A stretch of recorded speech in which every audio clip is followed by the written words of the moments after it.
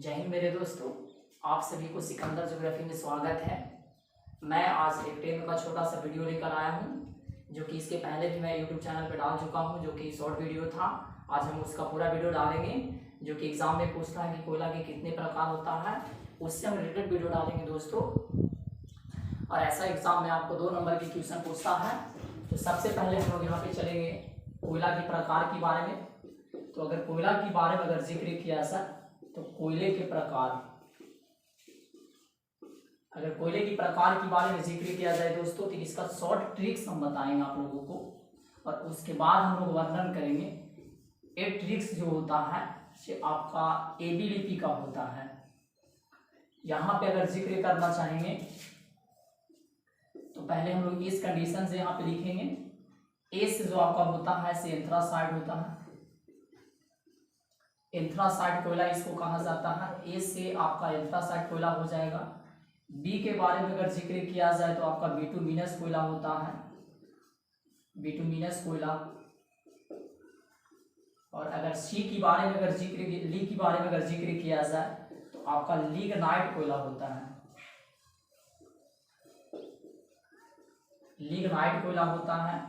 फिर पी के बारे में अगर जिक्र किया जाए दोस्तों तो पीट कोयला आपका होता है। एक बात हम फिर से बता देना चाहेंगे कि ये शॉर्ट फॉर्म है। अगर इस प्रकार की क्वेश्चन अगर एग्जाम में पूछता है तो ज्यादा घबराने की बात नहीं है। सिंपल सा सिर्फ हम इस 4 पॉइंट्स को लिखेंगे। ये शॉर्ट ट्रिक्स होता है ए बी ली पी। तो इसके बारे में अगर जिक्र करना चाहेंगे हम लोग तो ए से आपका हो जाएगा एंथ्रासाइड कोयला, बी से आपका हो जाएगा बिटुमिनस कोयला, और ली से जो होता है से लिग्नाइट कोयला होता है, और पी से जो होता है से पीट कोयला। एक बात और बताना चाहेंगे दोस्तों, कभी वर्णन करने के लिए आता है कि एंथ्रासाइड में कार्बन की मात्रा कितना प्रतिशत होता है, तो घबराने की बात नहीं है, डायरेक्ट हम लोग इसको बना सकते हैं।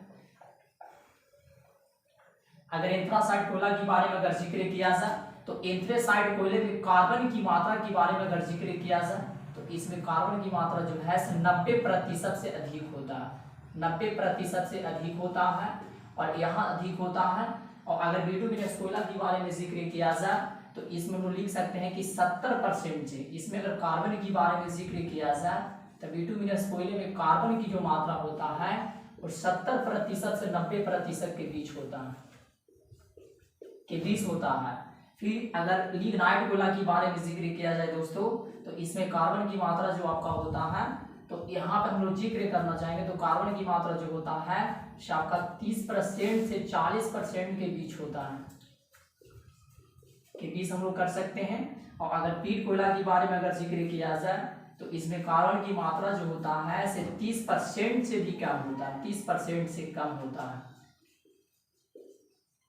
एक बात बता देना चाहेंगे दोस्तों, अगर इसको और वर्णन करना चाहेंगे तो एंथ्रासाइड कोयले में कार्बन की मात्रा 70% से अधिक होता है, और ये अधिक मात्रा में ऊष्मा तथा न की मात्रा में धुआं देता है, और ये हमारे देश का उच्च किस्म का कोयला इसको कहा जाता है। अगर यहाँ पे बिटुमिनस कोयला के बारे में जिक्र किया जाए तो बिटुमिनस कोयले में कार्बन की मात्रा जो होता है दोस्तों वो आपका 70% से 90% के बीच होता है। और यहाँ पे अगर लिग्नाइट कोयले के बारे में अगर जिक्र किया जाए दोस्तों तो यहाँ पे जो कार्बन होती है से 30% से 70% के बीच होता है। यहाँ पे थोड़ा सा गलती लिखा गया था, यहाँ 30% से 70% के बीच होता है दोस्तों। लेकिन अगर पीट कोयला के बारे में जिक्र किया जाए तो इसमें 30% से भी कम होता है। ये कोयला को जलाने पर अधिक मात्रा में धुआं तथा न की मात्रा में आपको ऊष्मा देता है, और ये निम्न कोटि का कोयला होता है। अगर बिटुमिनस के बारे में अगर जिक्र किया जाए तो एंथ्रासाइड की तुलना में एंथ्रासाइड की तुलना में कम ऊष्मा तथा अधिक धुआं देता है दोस्तों। एक बात और बताना चाहेंगे, कोयला जो है एक प्रकार के अनवीकरणीय संसाधन है। अगर कोयला के बारे में जिक्र किया जाए दोस्तों तो कोयला एक प्रकार की नवीकरणीय संसाधन है, एक अनवीकरणीय संसाधन के अंतर्गत रखा गया है दोस्तों। क्योंकि अनवीकरणीय संसाधन का कहने का मतलब क्या होता है कि जिसको हम लोग एक बार उपयोग करने के बाद हम लोग उसको पुनः प्राप्त नहीं कर सकते हैं, उसको अनवीकरणीय संसाधन कहा जाता है। जैसे में आपका कोयला हो जाएगा, पेट्रोलियम हो जाएगा दोस्तों, जीवाश्म ईंधन इत्यादि जो होता है सबका अनवीकरणीय संसाधन के अंतर्गत आता है। एक चीज और बताना चाहेंगे दोस्तों, हमारे देश में अगर कोयला के बारे में जिक्र किया जाए तो हमारे देश में दोस्तों गोंडवाना समूह का कोयला क्षेत्र है। अगर गोंडवाना समूह के बारे में अगर जिक्र किया जाए दोस्तों तो इसका भी एक ट्रिक्स होता है। गोंडवाना कोयला समूह।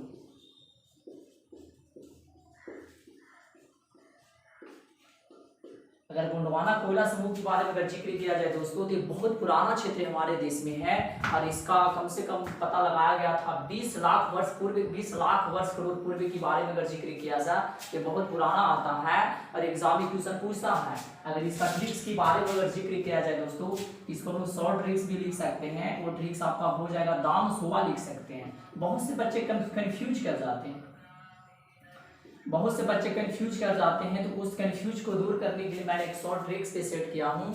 इसको दामसोवा भी हम लोग याद कर सकते हैं और यहाँ पे डायरेक्ट हम लोग लिख सकते हैं। देखिए दास जो होता है दोस्तों, वो आपका दामोदर नदी घाटी हो जाएगा। दामोदर, दामोदर नदी घाटी कोयला क्षेत्र होता है। और मैं के बारे में अगर जिक्र किया जाए तो आपका महानदी घाटी आपका हो जाएगा दोस्तों। फिर उसके बाद सोन के बारे में जिक्र किया जाए तो एक सोन नदी घाटी आता है। सोन नदी घाटी में भी कोयला अधिक मात्रा में पाया जाता है। गोंडवाना समूह के बारे में जिक्र कर रहे हैं दोस्तों। और अगर वार के बारे में अगर जिक्र किया जाए तो ये भी आपका होता है, वो आपका होता है वारघा गोदावरी होता है। बहुत से बच्चे कंफ्यूज कर जाते हैं गोदावरी, बहुत से बच्चे जो हैं आपका कंफ्यूज कर जाते हैं। कभी कभी गोंडवाना समूह के बारे में अगर जिक्र किया जाए और उन लोग से ऐसा क्वेश्चन पूछ दिया जाता है कि कितने कौन सा क्षेत्रों में पाया जाता है, तो बहुत से बच्चे कंफ्यूज कर जाते हैं। उस कंफ्यूज को दूर करने के लिए मैंने इसको शॉर्ट ट्रिक्स पे सेट किया हूँ दोस्तों।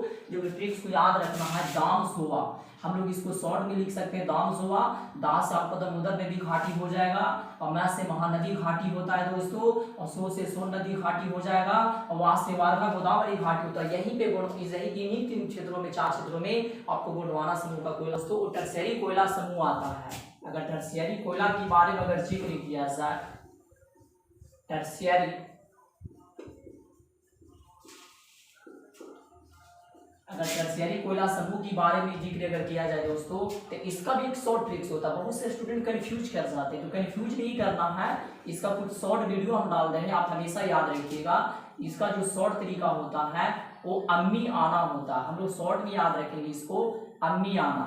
यहाँ से अम्मी के बारे में अगर जिक्र किया जाए तो बहुत ही शॉर्ट ट्रिक्स है। कंफ्यूज करने की बात अगर ऐसा कभी भी आपसे अगर कोई क्वेश्चन उठाते हैं दोस्तों, तब इसको डायरेक्ट हम लोग बना सकते हैं। आज से आपका असम हो जाएगा।